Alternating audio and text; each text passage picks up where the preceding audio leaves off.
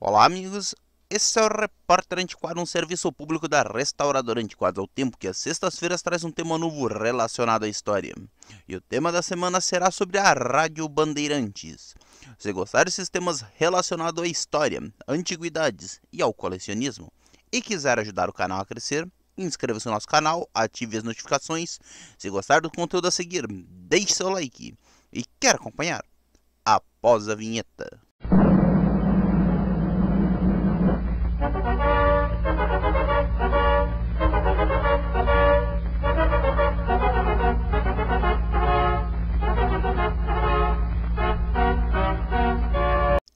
A Rádio Bandeirantes São Paulo é uma emissora de rádio brasileira que opera na frequência de dial AM 840 e nas frequências FM 86.3 com banda estendida e 90.9. É uma das emissoras próprias do Grupo Bandeirantes de Comunicação, ao qual suas instalações de estúdio se localizam no bairro paulistano do Morumbi, onde fica localizada também a sede do Grupo Bandeirantes, com seus transmissores localizados, os de frequência AM no bairro paulistano da Vila Livieiro, e os de frequência FM são os que modulam na frequência 86.3, são transmitidos da torre da TV Bandeirantes localizados na Avenida Paulista, e os de frequência 90.9 são de propriedade da VIP Rádio e Televisão Limitada, que fica com a concessão para retransmitir o sinal da Rádio Bandeirantes para São Bernardo do Campo, onde fica localizada sua torre e sua sede, além de cobrir grandes áreas da Grande São Paulo na região sul e centro-oeste, e Baixada Santista e uma boa porção do litoral paulista. A Sociedade Bandeirantes de Radiodifusão surgiu por conta da influência do maestro José Nicolini e pelas mãos do empresário José Pires de Oliveira Dias, na noite do dia 6 de maio do ano de 1937, sob o prefixo de PRH9. Localizada na rua São Bento, centro da cidade de São Paulo, onde estavam localizados seus primeiros estúdios e seu auditório, quando na noite do dia 6, pela voz de Joaquim Carlos Nobres, entra no ar pela primeira vez a seguinte chamada: boa noite, senhoras e senhores, está no ar a Rádio Bandeirantes, a nova e esperada emissora de São Paulo. Sua programação originalmente foi voltada para música clássica e entretenimento, e no time dos seus primeiros locutores contavam com nomes como Hélio Ribeiro, Tito Lívio Fleury Martins, José Carlos Nobre, Mário de Carvalho Araújo, Plínio Feire de Sá Campelo, e ao ano de 1938, Otávio Gabus Mendes assume a direção artística da Rádio Bandeirantes, criando outras atrações, sendo uma delas o Bandeirantes Repórter e o programa Síntese, que fazia uma pequena síntese das principais notícias da semana. Com o início da Segunda Grande Guerra Mundial, entra no ar pelas ondas da Sociedade Bandeirantes o informativo Panorama da Guerra. Esse eu não consegui descobrir quem que apresentava. Durante a década de 1940, a cobertura esportiva entra no ar da emissora com nomes como Ari Silva, Nicolau Tuma, Dárcio Ferreira, e posteriormente entrando no time nomes como Edson Leite, Haroldo Fernandes, Darcy Reis, Fernando Soleira, Silvio Luiz e Pedro Luiz Paulietlo. Desculpe porque a letra aqui não ajudou muito. Ainda durante a década de 1940, a emissora foi se tornando cada vez mais popular, apresentando radioteatros, programação esportiva, além de programas de auditório e jornalismo. Foi quando, ao ano de 1945, a emissora foi adquirida por Paulo Machado de Carvalho, o então proprietário da Rede de Emissoras Unidas, cujo carro-chefe era a Rádio Record.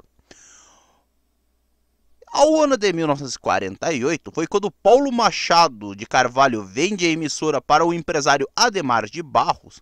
Durante o período de 14 de março do ano de 1947 ao dia 31 de janeiro do ano de 1951, ele foi governador do estado de São Paulo, ao qual passou a rádio para seu genro, João Jorge Saad. Entrando na década de 1950, a Rádio Bandeirantes foi a primeira emissora a ficar 24 horas transmitindo por dia. Porém, sempre inovadora, ao ano de 1955, a Bandeirantes coloca em prática o projeto comercial bem audacioso, que era o sistema RB55, que da noite para o dia tira as marcas e os anunciantes de dentro dos programas e das atrações e cria intervalos comerciais em bloco de 30 minutos. Durante esse período, entra como um dos importantes nomes da emissora o jornalista Oswaldo Molles. Durante a transmissão da Copa do Mundo do ano de 1958, a Rádio Bandeirantes formou uma espécie de rede nacional de transmissão com afiliadas sobre todo o território nacional. A cadeia verde e amarela, norte a sul do Brasil, transmitiu jogos de maneira simultânea, atingindo assim o maior índice de audiência de sua história. Durante a década de 1940 até mais ou menos 1960, a Rádio Bandeirantes lançou diversos programas musicais de enorme audiência. Alguns programas como Brasil Caboclo, Onde Canta o Sabiá, Na Beira da Tuia, com a apresentação de Tonico e Tinoco. Nós temos o LP no acervo. Almoço à Brasileira, com Moraes Sarmento. Não Diga Não, com Miguel Vaccaro Neto. Arquivo Musical, na verdade, que ficou no ar de 1963 até o ano de 2020. O Telefone Pedindo Bis, com Enzo de Almeida. Que nós temos também o LP no acervo, e esse já apareceu no canal. E durante o período entre as décadas de 1960 a 1980, a dupla Tonico e Tinoco comandou diversos programas na Rádio Bandeirantes. Durante a década de 1960, foi criada a equipe Os Titulares da Notícia por Alexandre Kadunk, ao qual contava com locutores como Humberto Marçal, Fábio Pérez, e ao ano de 1962 estreia em suas ondas o programa O Trabuco, na voz de Vicente Leporassi, ao qual ficou até o seu falecimento no mês de abril do ano de 1978, e esse programa foi o antecessor do Jornal Gente, que entrava no ar também ao ano de 1978, e também o Jornal Matutino Primeira Hora.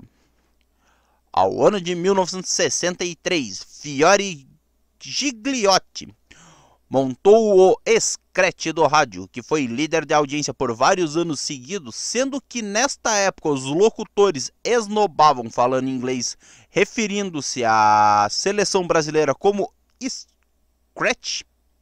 E aproveitando esse momento, Fiore escalava o Scratch do rádio.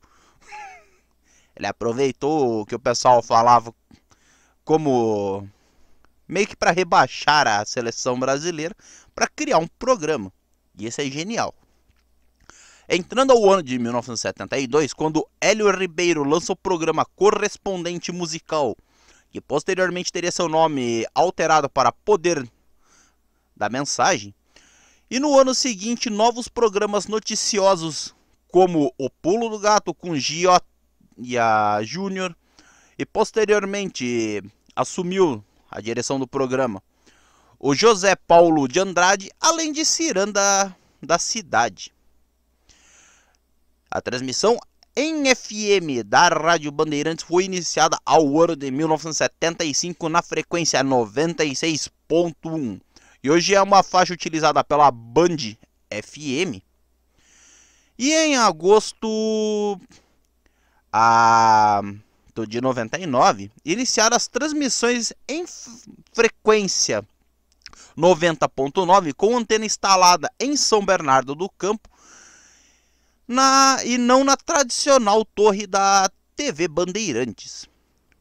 A Rádio Bandeirantes iniciou suas operações via satélite ao dia 25 de setembro do ano de 1990 e atualmente a Rede Bandeirantes de Rádio ou Bandsat, comandada a partir de São Paulo, possui 6 emissoras próprias e mais de 58 afiliadas espalhadas por todo o território nacional, retransmitindo as jornadas esportivas das emissoras e programas como o Jornal Primeira Hora, O Pulo do Gato e Bandeirantes a Caminho do Sol. Ao dia 3 de novembro de 2015, a Rádio Bandeirantes passa a ser disponíveis aos assinantes da operadora Sky Brasil, juntamente com mais 3 rádios do grupo Bandeirantes, a Band News FM, a Band FM e a Nativa FM. Ao dia 14 de março de 2016, o grupo Bandeirantes inaugura nos Estados Unidos a Brasil Radio, em Orlando, na Flórida, e eram transmitidos pela emissora aos brasileiros que vivem nos Estados Unidos alguns programas e as transmissões esportivas da Rádio Bandeirantes e também algum conteúdo de outras rádios do grupo Bandeirantes. Além de programação musical e conteúdo local, a Brasil Radio encerrou suas atividades ao dia 3 de setembro do ano de 2018. Alguns jornalistas que já passaram pela Rádio Bandeirantes, vale se destacar. Aqui é óbvio que eu não vou citar todos, né? Mas vale citar o Salomão Esper, Sérgio de Andrade, Enio Rodrigues, Flávio Araújo, Mauro Pinheiro, Luiz Augusto Maltoni, Luiz Aguiar, Etel Rodrigues, Jorge Melo, Barbosa Filho, Borghi Júnior, Alexandre Santos, Estevan Sandirandi, Engenheiro Bottini, o Dieter Glaser, J. Júnior, Mauro Betting, Monalisa Perrone, Paulo Soares, Oscar Ulisses e José Silvério, entre muitos outros, né, também, que passaram por ali, mas esses aqui eu resolvi pegar esses nomes aqui só mais para simbolizar os grandes nomes que já passaram pela rádio. Existem muitos outros, né? E aqui entrando para 2020, nessa época era composta a equipe de jornalista, entre outros, muitos nomes, por Eduardo Barão, Felipe Keilig, Isabela Camargo, Joel da Atena, José Luiz da Atena, Lana Canepa, Milton Paron, Silvana Alves, Sônia Blota, Cláudio Zaidan, Elia Júnior, Milton Neves, o Neto, Rogério Assis e Ulisses Costas. Claro que esses são os nomes que eu encontrei, porque tem muitos outros.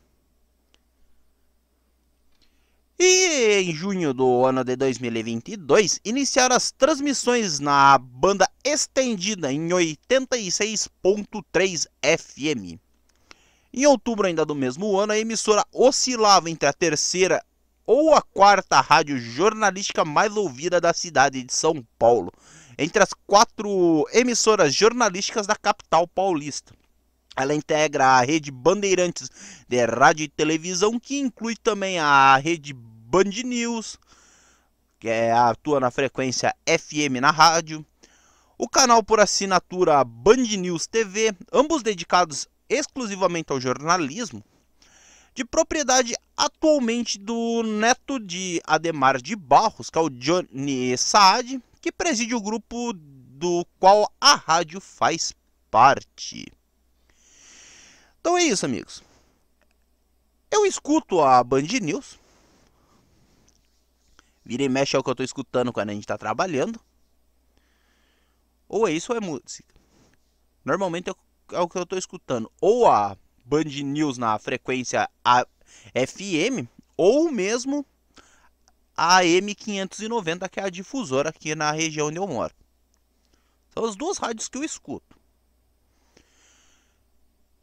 E aí estava revendo aqui alguns discos que já haviam sido gravados para alterar alguns detalhes nas descrições. E notei o telefone pedindo bis. E olhei assim, pô, por que não trazer sobre a Rádio Bandeirantes?